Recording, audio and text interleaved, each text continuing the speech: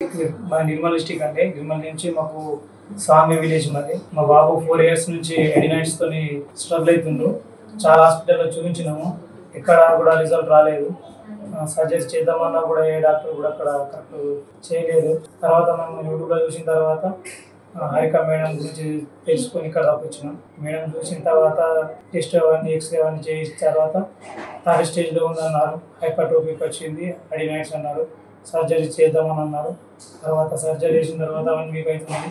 హ్యాపీగా ఉన్నాడు. ఇప్పుడు బాబు మంచిగా పడుకుంటుండు. లేకుంటే ముందు బ్రీతింగ్ ప్రాబ్లం ఉంటుండే, పడుకోకపోతుండే. డీప్ స్లీప్లో పోయిన తర్వాత 15 మినిట్స్ ఎవ్రీ 15 మినిట్స్కి ఒకసారి లేచి కూర్చోవడం, మౌత్తోనే గాలి పీల్చుకోవడం, నోరు తెచ్చుకోవడం ఉండడం, మళ్ళా వాటర్ అనేది చొంగలాగా ఎప్పుడు వాడదాం ఉంటుండే.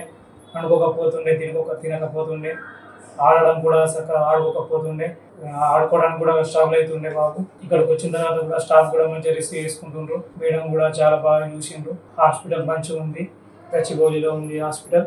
ఎవరైనా కన్సల్టెంట్ కావాలంటే కూడా మేడం మంచిగా చూస్తారు.